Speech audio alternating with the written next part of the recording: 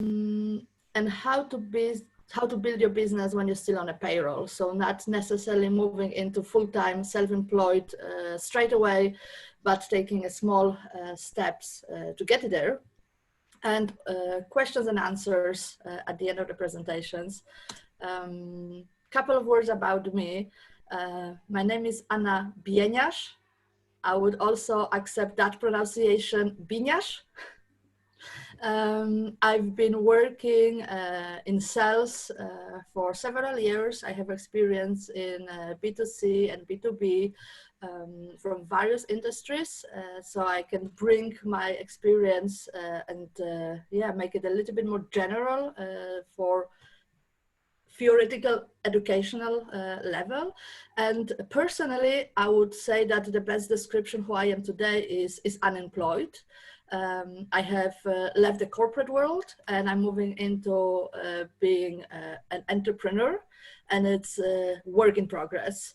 And in my business, I do help entrepreneurs to understand the selling process and assist in setting up a system to generate a stream of high qualified leads and therefore having more clients.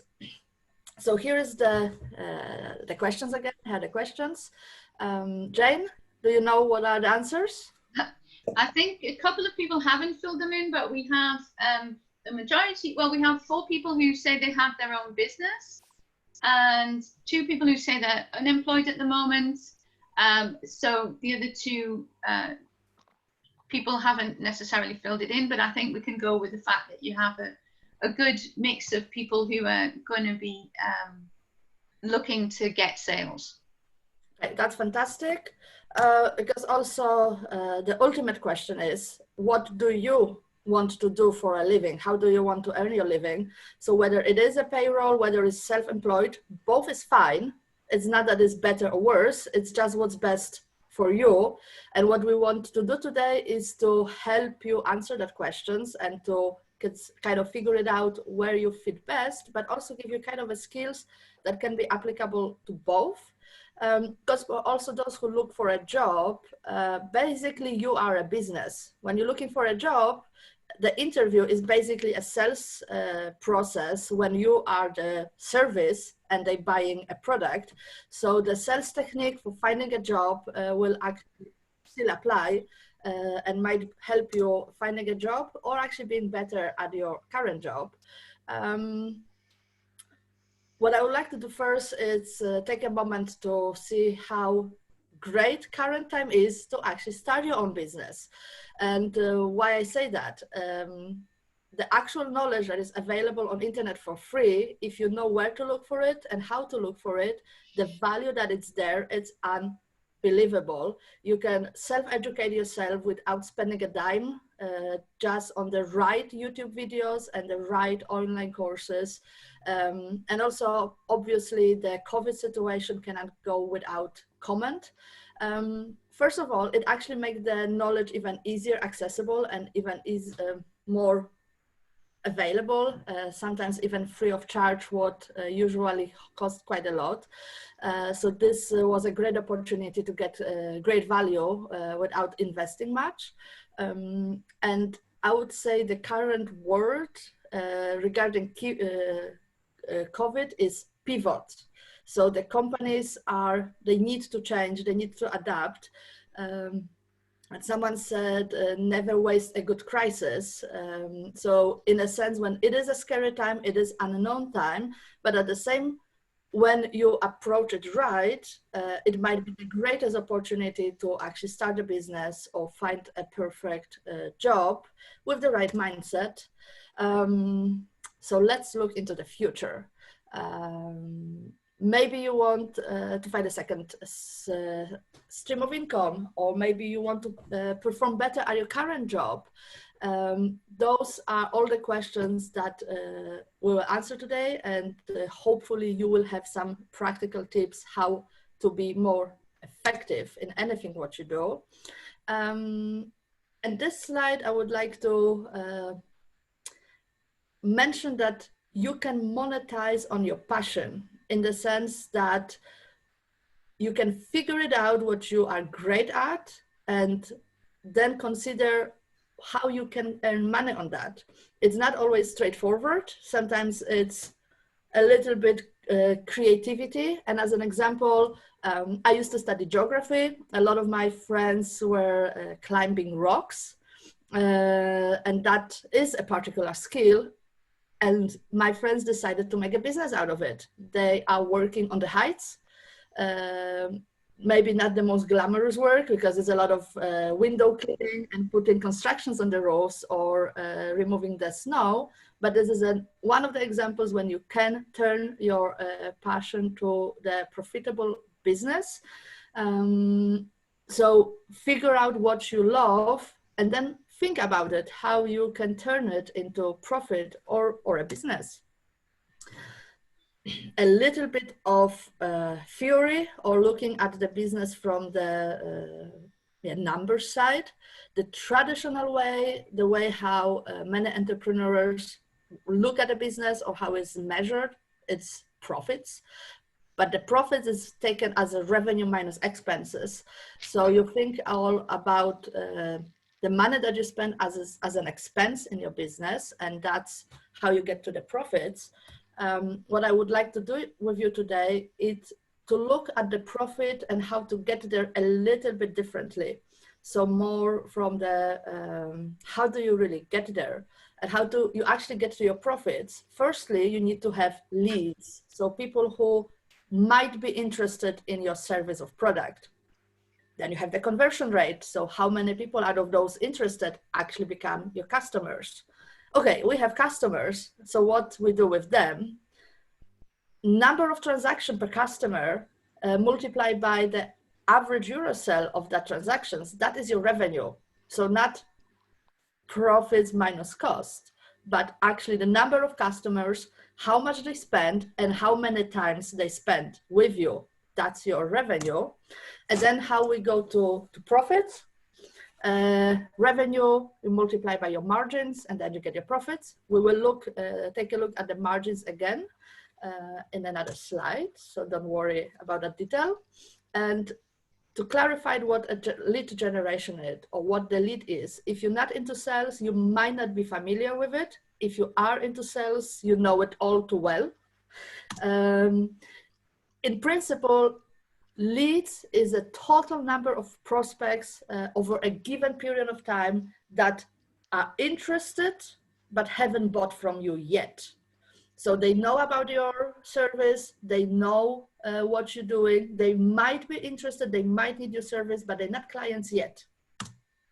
And traditionally, from the sales process, that is the most expensive factor to change, to get more leads. Professional business pay even 500 euro per lead to get a lead, not a customer, a lead to potentially have a customer. But what we want to look at as well, as I've promised, the conversion rate. So how many people out of those who were interested actually bought from you? So let's say you talk to 10 people, you got 3 clients, your conversion rate is 30%. And for those who hate sales or don't want to do sales or know that they cannot do it, that's actually the point when the sales coming in. So the professional, really high skilled salesperson will work on the conversion rate. That's when you need to or can squeeze more out of those people who got to you, who you got the chance to talk to. And that could be the moment when the, let's say, stereotypical negative picture of a salesperson come in, when they try to trick you to get a product and you feel cheated ultimately. In principle, what I try to say here, that people don't like to be sold to, but they like to go shopping. So in your business, you more want to find the people who want to go shopping instead of selling to them, especially not the aggressive type of sales. The number of transactions, so how much the person buys from you, what kind of service do you have, and what is this number, whether it's one number or 100. So as an example, I I used to work with the European projects, so that's how the example comes from. Horizon 2020 is a recent grant from the European Union. I can write those grants, the applications, but if I get a client who needs this document to be written for them, how many of them they need? It's like a wedding dress. You need it maybe once, twice, or 3 times in a lifetime, but not more time than that. So if it's this kind of service, it's a different approach than it's a repeated business when the value of the transaction is small, but the customer potentially is coming to you over and over. So as a comparison, maybe you're giving private online classes, how much you can earn on one class, and probably that person will or should get back to you. So you need to have a strategy for smaller transactions per once, but then over a longer period of time. And then average value euro sale. If you already have your business, maybe you know what's your average euro sale per customer. If you don't, the bottom line is track. So tracking everything, knowing what you do, and this is both applicable to business and working on a payroll, because you need to know what to do. You need to show the results of your work, and the only way to know what are the results of your work if you know your numbers. How many emails have you sent? To how many people did you talk? So tracking is essential. And knowing your average value, the euro sale, will help you understand how profitable your business can be by simply knowing how many customers you have or need to have to make a monthly salary. Yes, profit margins. So revenue minus expenses is profit. And then when you divide profits by revenue, 30%. So the 30%, that's the money. So where the money really is, and that's where you have the freedom to decide what to do with it, is 30 euro from that particular sale. And you might consider it as your salary, or you might consider it as the business budget that you might reinvest to make even more profit in the future. And then how many leads do you really need? So you have a business or you're looking for a job, to how many people you need to reach out to get to the number of sales or the profit that you need. So if it's professional services, when it's a small number of transactions with high value, referrals, so talking to people and finding who needs what. So as an example, if I want to go ahead with the European Union project applications and be an expert who writes them, I'm not gonna apply or put advertisements. I'm gonna talk to people I already know, who know people who need those projects. I will go all through referrals because that's the most successful way, the most efficient way. If it's high value, people buy from people who know people. It's more about to be secure and to be sure that you're not wasting your money. And a different point with the retailer. So let's imagine you want to sell some items online. Maybe you want to make t-shirt project and sell t-shirts online. That's a different approach, and you do need more leads. You need more people because there is a higher number of transactions with smaller value. So you need to go for a higher numbers there. So when you're thinking about getting out there and how many people you need to get to your business, you need to consider what I'm offering and under which direction, which side you land on, whether you need not such a big number of people, but with higher value, or you do need to go for higher numbers because the transaction value is smaller. And here I would like to talk a little bit about the mindset of the entrepreneur. In principle, when you talk about lead generation, the word cost is coming in. Because it is a cost. You do need to spend some money to do it. And if not money, it's time.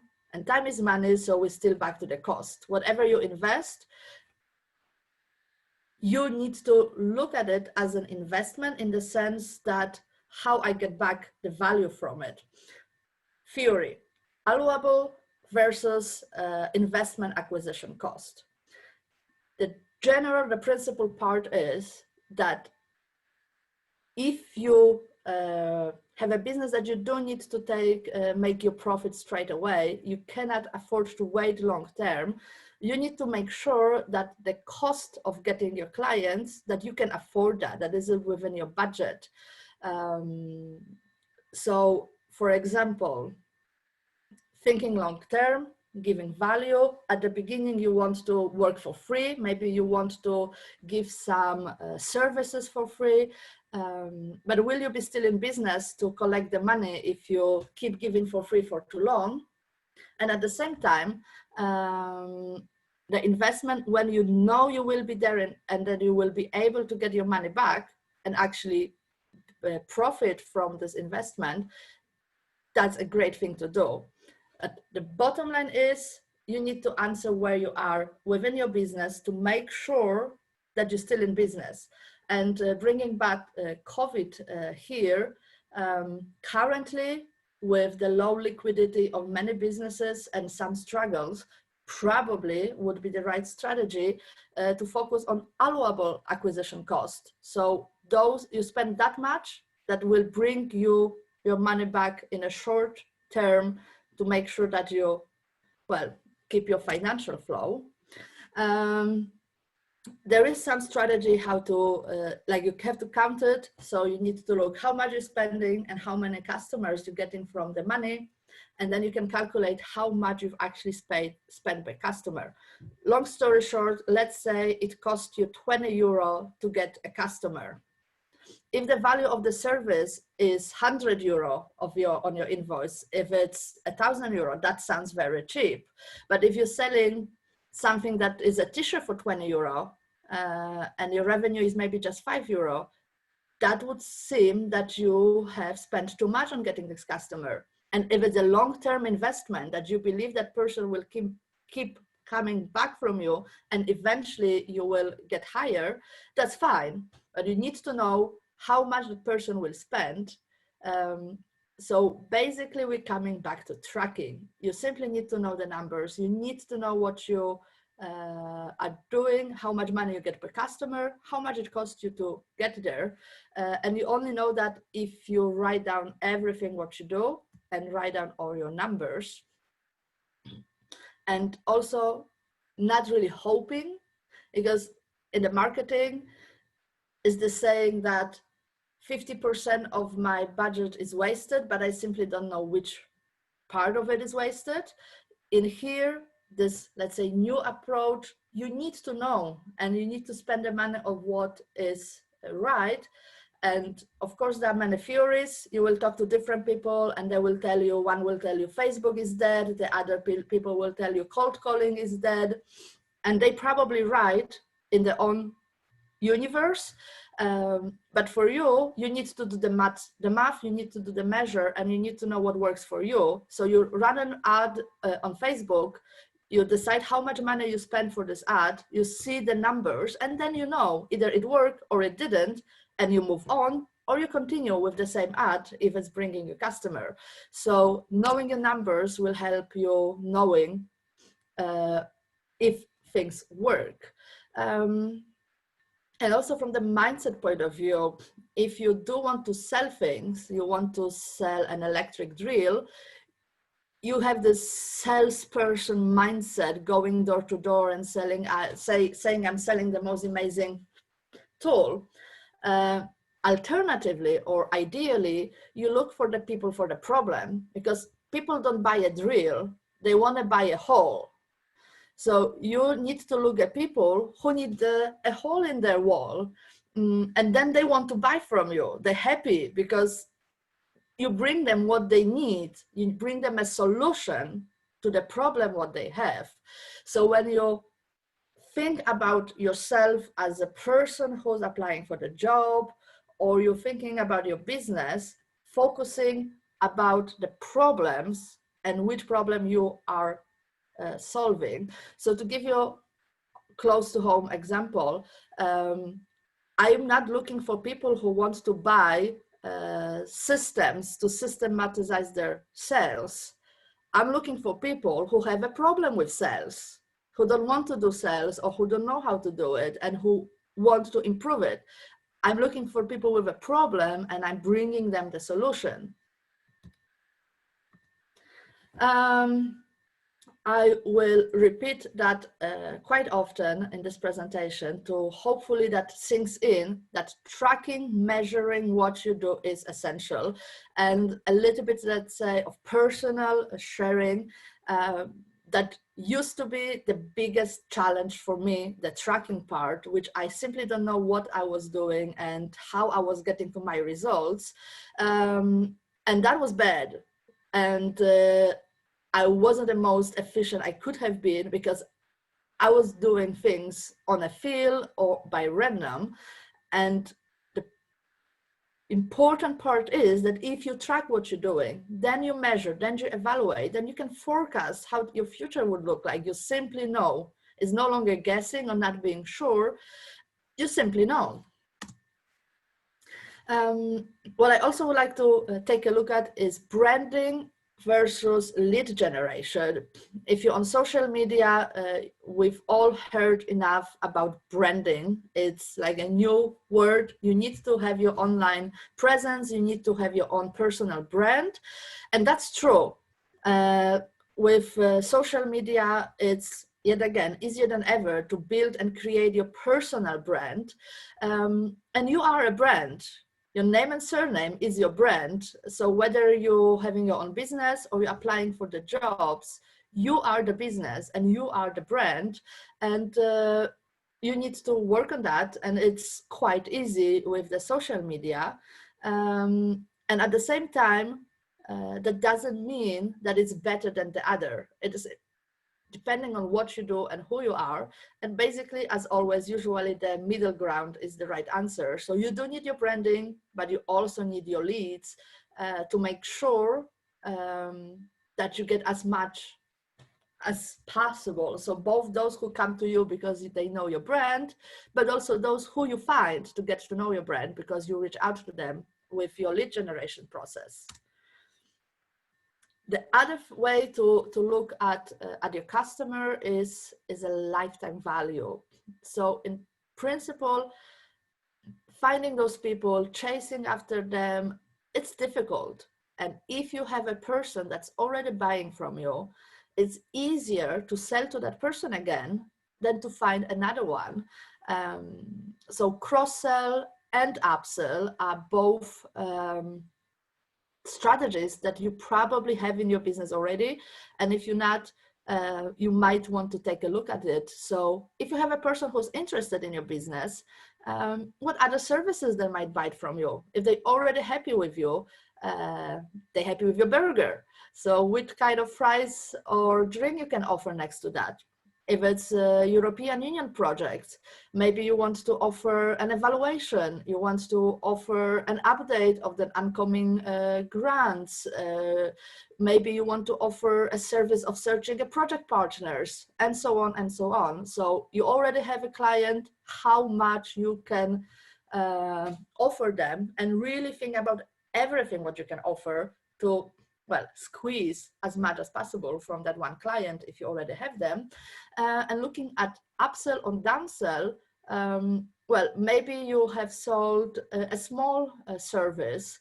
You need to offer your bigger service, your bigger packages, or if you have a customer, a lead who's interested in becoming a customer, but maybe they are currently not able to afford your service, maybe you look at it as a downsell to keep them in your network of customers, but having something for them that they can afford at the moment. So they are becoming your customers instead of losing them. To look at the type of customers, so-called loyalty ladder, let's say the stages that your customer is going through when they get to know you. Firstly, they're a suspect. They don't know you, you don't know them. You found them and you have a suspicion they might be interested. Then you go through a prospect, shopper, we are the customer, we have the customer, it's great, we have a customer. But even from the level of customer, there are still a couple of more stages. Someone who really loves your product and stays with you, all the way to being the raving fan. And what is that? Is the person who loves your service, your business, and you so much that they, without any financial incentive or any additional reasons, they will go out there and tell people about you.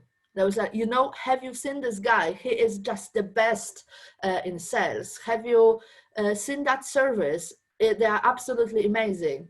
And this is where you want to get with your customers. Not everyone will get there, but you do need to think about them and focus on those people, because we do have different type of customers.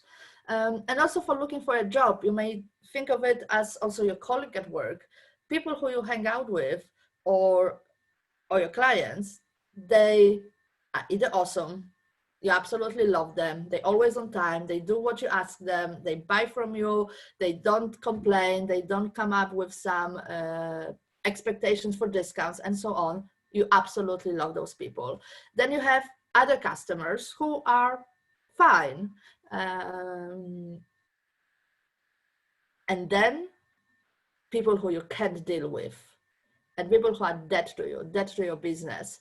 As an example of dead to your business, those people who only buy on sales, they only chase for discounts and never ever actually spend the money. So ultimately, when you invest in getting them as client, ultimately over a long period of time, you are not able to get the investment back. And principle here is a Pareto principle. I'm sure you're familiar with it, but just to recap, 20% of your efforts brings 80% of your results. 20% of your customers bring 80% of your business. And that's not necessarily 20% for you, but in principle, the smaller amount of people or effort is responsible for the bigger part of the outcome. So if you have your customers and you're spending so much time on those complaints and all of those negativity coming from the unsatisfied customers, do you really want to deal with it, or do you want to just fire them and focus 100% time on your awesome and basic customers and change them to raving fans because they absolutely adore your service? And you also are supposed to educate your customers. You can be very clear what you expect from them.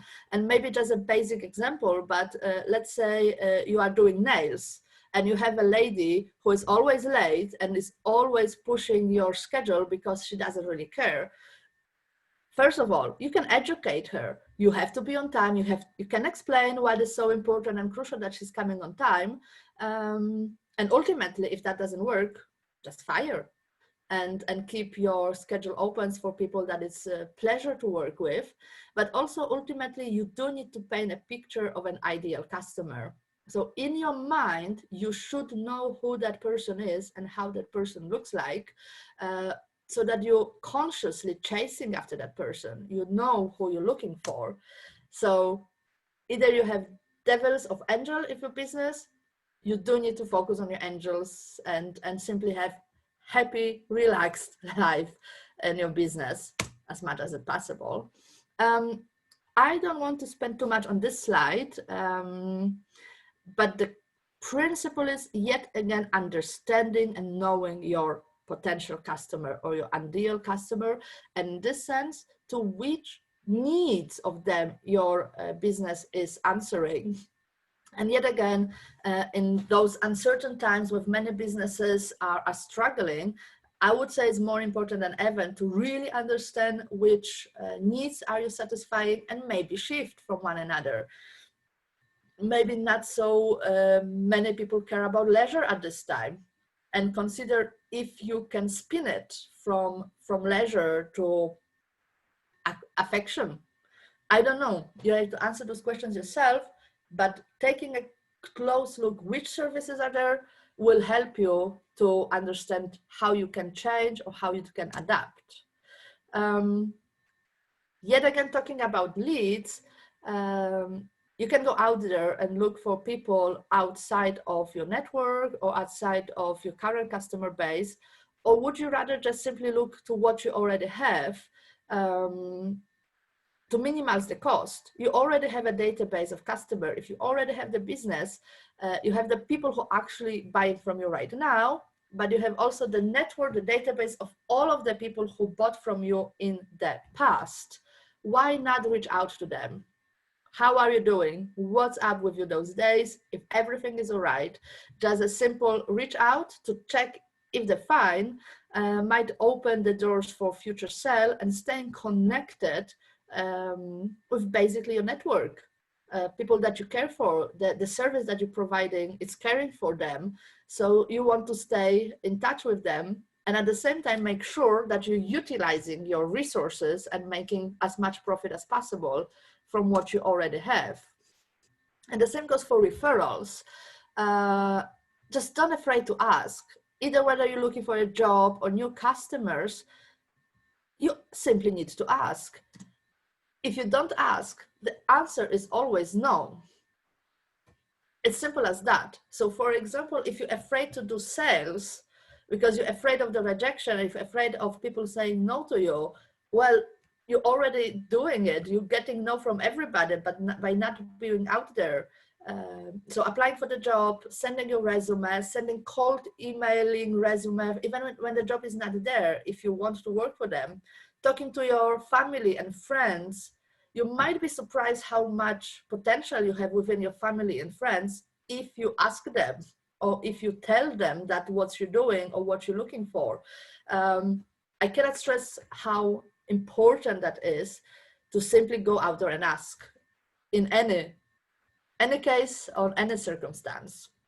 And this might look like a lot of text, but I just want to show some questions to help you paint the picture, because what I've noticed with quite a lot self-employed entrepreneurs, that if I ask them, who do you sell to? Who is your customer? Who do you want to work with? The answer is anybody. What kind of job are you looking for? Any kind of job.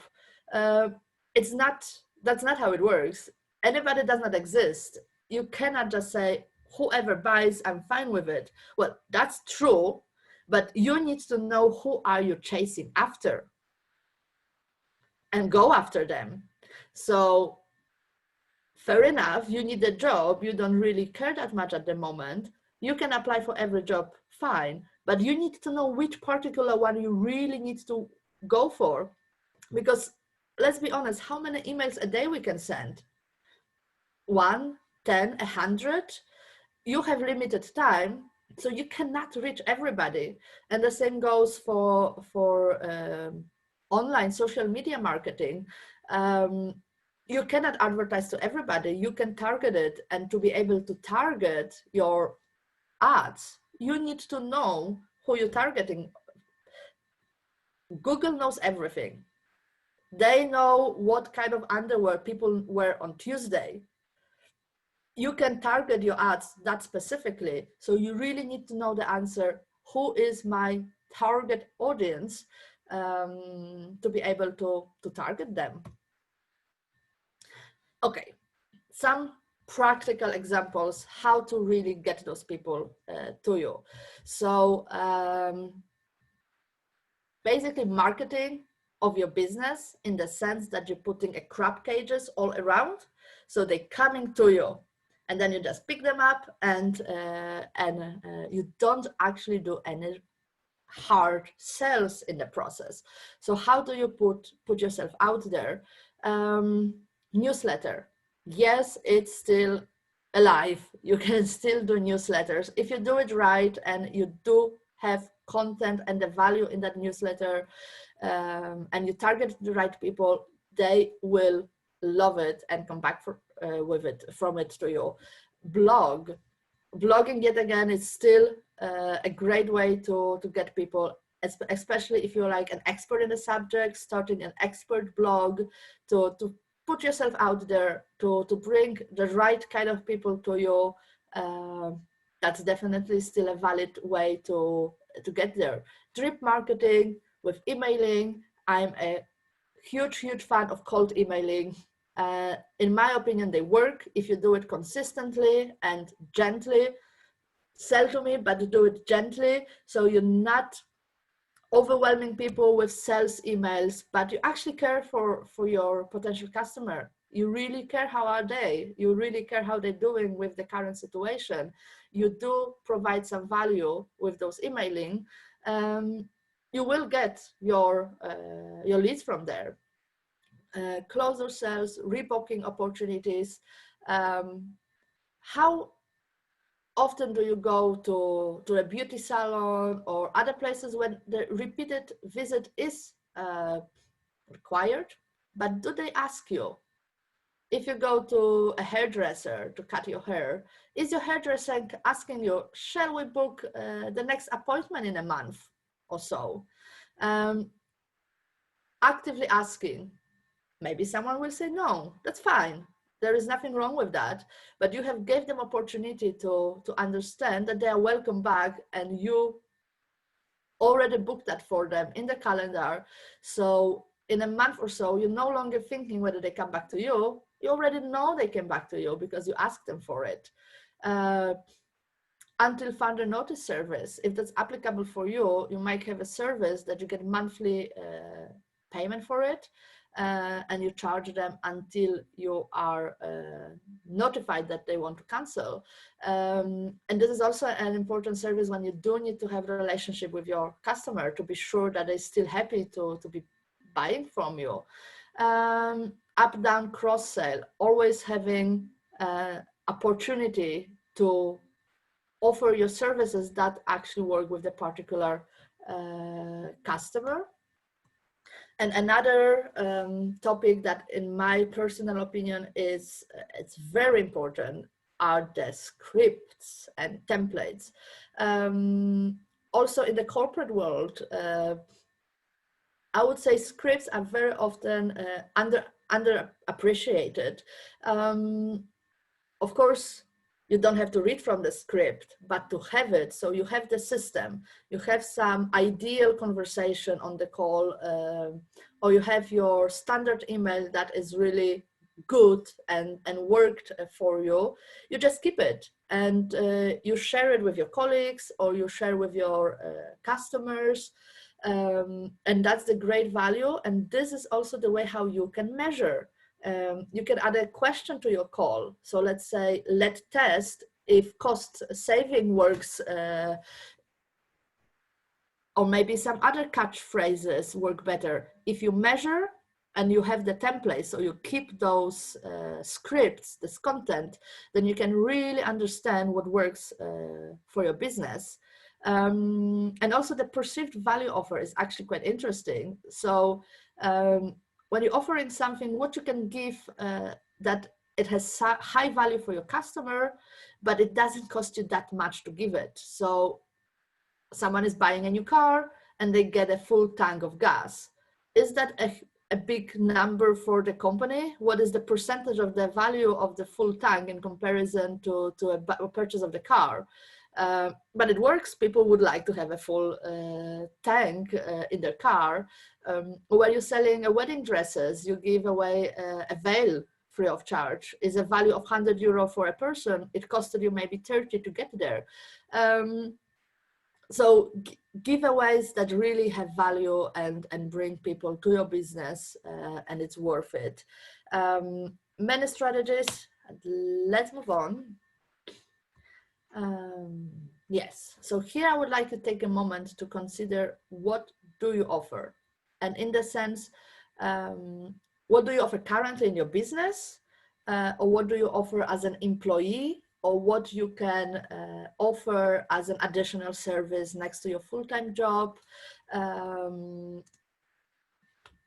I believe that's Jane who will give the instructions to detail of that, because that will be a more interactive exercise. Yes, we're going to put you into breakout rooms in a second. Yolanda is going to put the make the breakout rooms and also put these questions into the chat so you can discuss them in the breakout rooms. So whether you have your own business and you can give something as an offer, an initial offer to people, or whether you are going into looking for a job and thinking about how you can give value in the job, it's something to talk about in the breakout rooms. Yolanda, have you got the breakout rooms ready? If you could just unmute yourself. Yeah,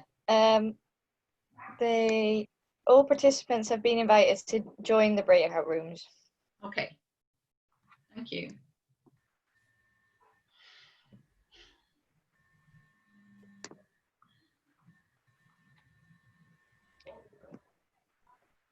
Marcel is now, Beth is in the breakout room, Constantina is in the breakout room, Peter, Lorraine needs to join, and then almost everybody is in.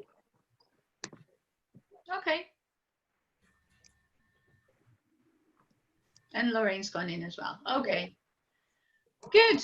Okay, so that's 15 minutes, Yolanda, starting now. 14, 19. I'm getting some really good tips, Anna. Yes. Yeah, how are you feeling? I'm feeling quite all right. It's are we actually recording it? Yeah, we're recording. Okay. I wasn't sure because I couldn't see much from my perspective, but yeah, it is a lot of talking, and I think the only tip for the future, I think I should plan a breakout room sometimes halfway as well. Yeah, that they can do something earlier. Or at least, let's say, self-study or self-reflection minute. Yeah, yeah. So they're going to go in for 15 minutes. Do you want to, oh, hang on a minute. We're back on the sharing. Well, thank you for your input. What I maybe like to summarize here or like add here, that first of all, we all have skills and knowledge that is of value for someone else. And sometimes we need to be a little bit arrogant with it. In the sense, you need to have a confidence and you need to know what you're good at and stand your ground and simply be confident in it. And having this moment of reflection, what you are good at and what value you can bring, is particularly interesting. And maybe what came from those discussions that we had, what I can add, that if you're really coming from the level of the service attitude, and if you have a potential customer who is not a good match for you, you might use your network to refer that customer to someone you know, and you're increasing your presence, you're increasing the probability that someone who you served might come back with you. You say, hey, you sent me a customer a month ago that was great match for me. I got a great business out of it. Here is someone for you, because they are not a good match for me, but they will be good match for you. That's something that you can have in mind, and this building the network approach, I would say, is a crucial attitude in it. But let's move on. Let's move on to the next slide. If I can get next slide. Yes.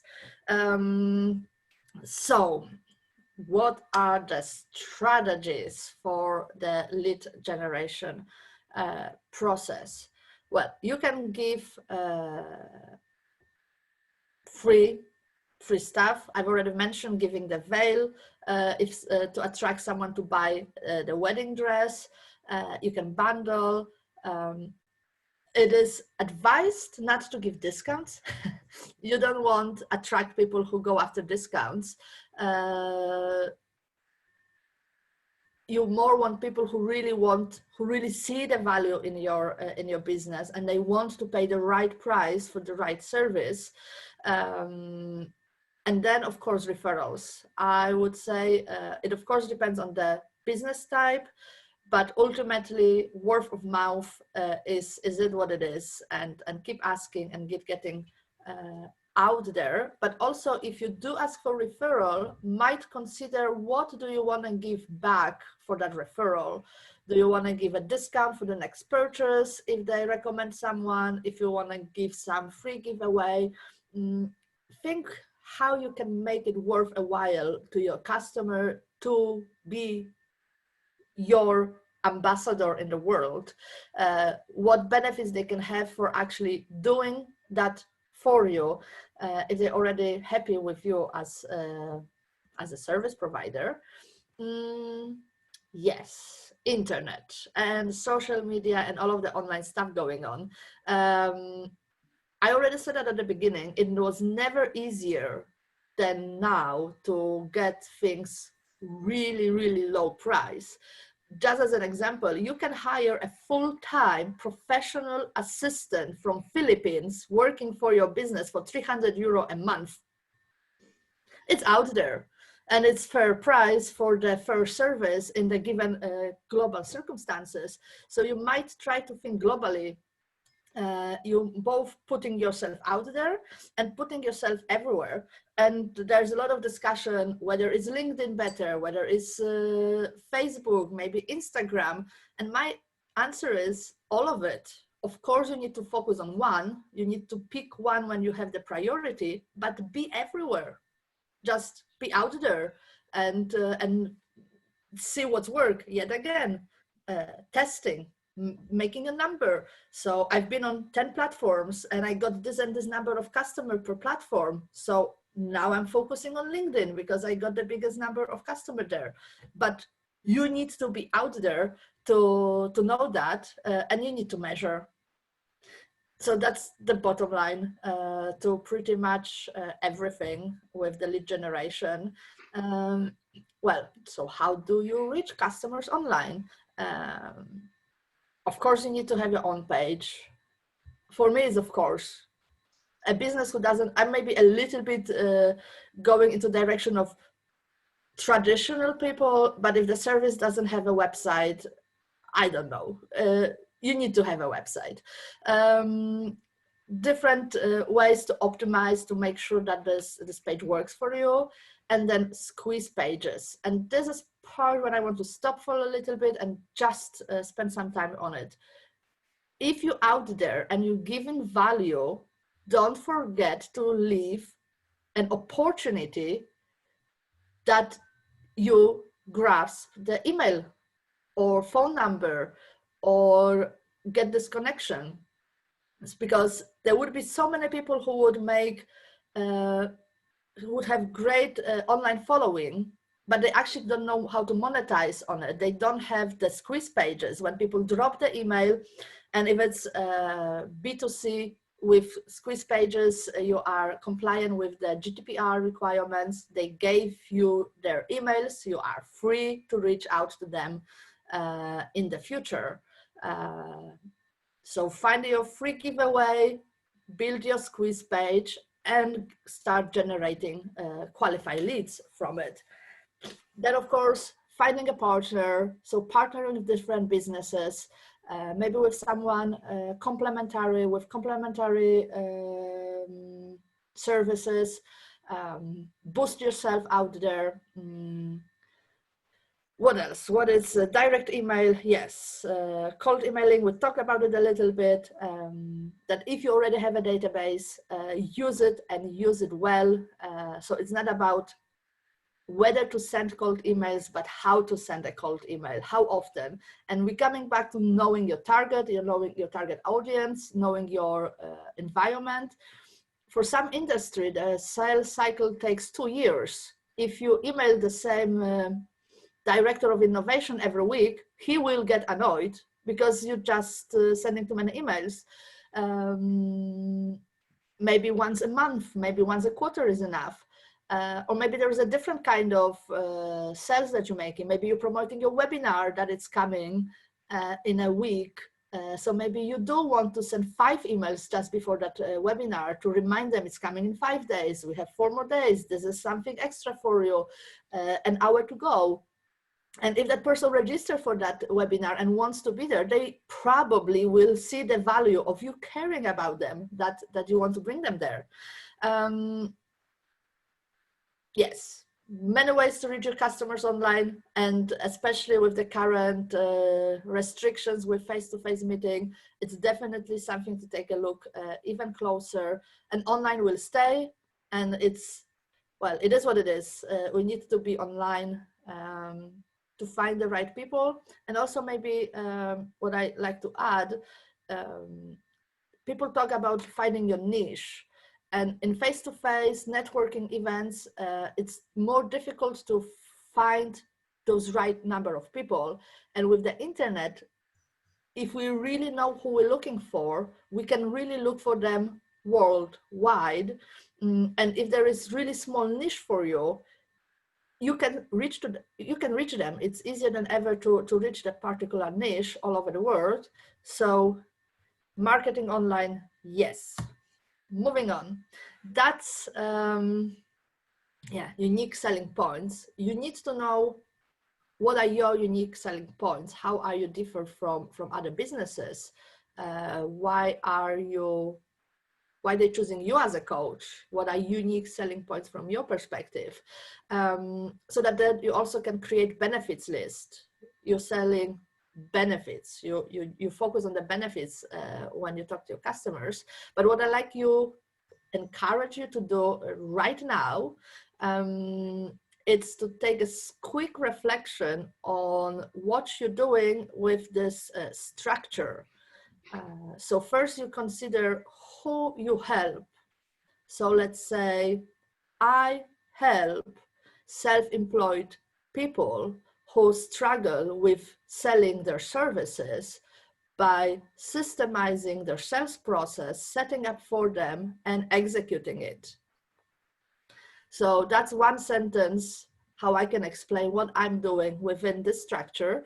So if you take a piece of paper, a pen, a minute or so, and just write it down.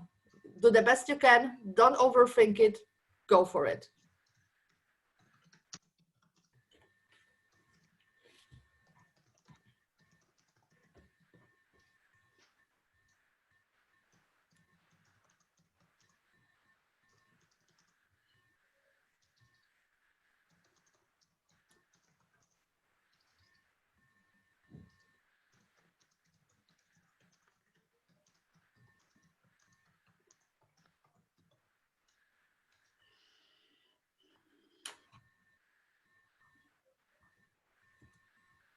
I've just added mine to the chat. If people want to add things to the chat, but if people don't want to, that's fair enough. Yes, thank you, Jen, for saying that. If you feel comfortable, you want to get comments or you want to share what you do, feel free to do that in the chat. You don't have to. If you don't want to, it's not obligatory.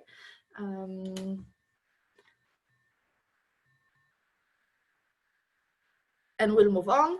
This is also part of the homework that you can do to think it over.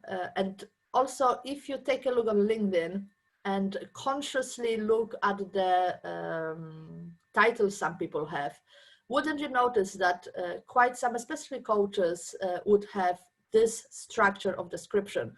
They wouldn't say life coach. They would say, I help people unemployed people to find jobs. And this is maybe also a tip for LinkedIn profiles to be very precise on what you're doing over there. Let's move on. Testimonials, raving fans.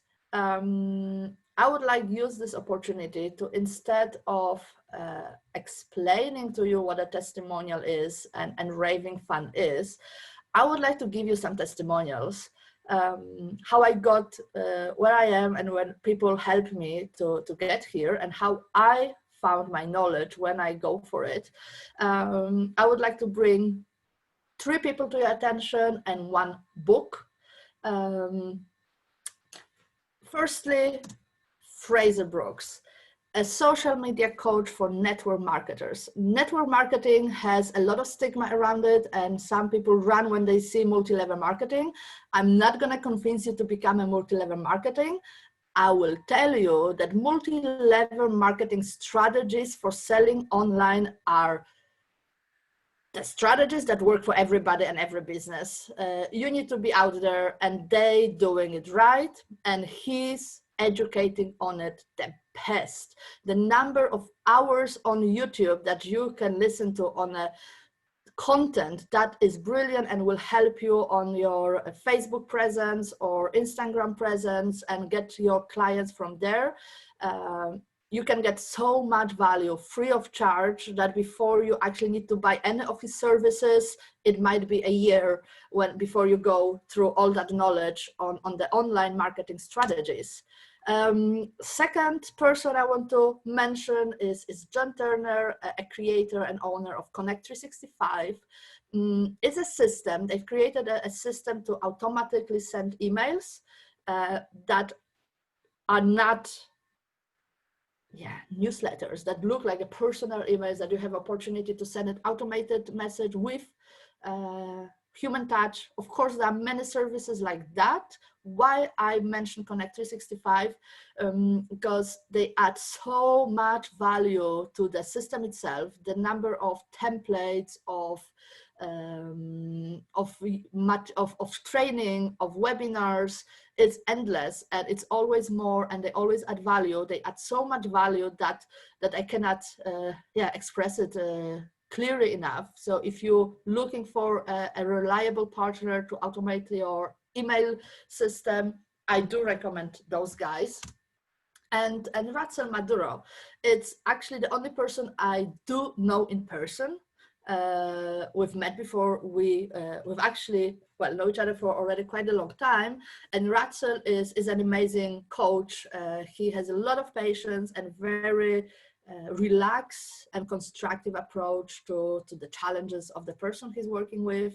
And currently he's an action coach. It's a part of the network that also the backbone content of today's presentations is coming from. I did use a book for the content of the presentations, Buying Customer, and interestingly enough, it's an 8-year-old book, and those strategies and those suggestions are still more valid than ever. The internet and online marketing is here to stay for coming years, and some basic understanding of the processes is essential, and it's one book among many that will give you that. That's the particular one that I recommend. It's brilliant. And we're coming to the end. I have a homework for you. I would like you to pick one skill or task that you would love performing when someone pays you for it. It doesn't have to be related to your current job. Really take a moment. What's the dream? Like, go crazy. What's the dream? My dream is working from a beach and having my laptop there with me, and living in the country that has mild climate and a warm sea. And that's my dream. And that's what I encourage you to do, and think what skill would fit that dream. If there is anything within your current skills, or maybe the one that you need to develop in the future to get there. So what would you do if money was not an issue? That's bottom line of it.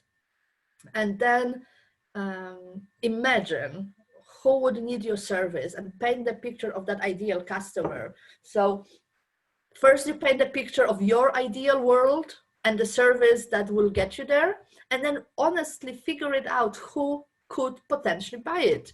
And well, it's also a fair assessment if you are not able to get an answer to who that would be, so that's probably not the viable business.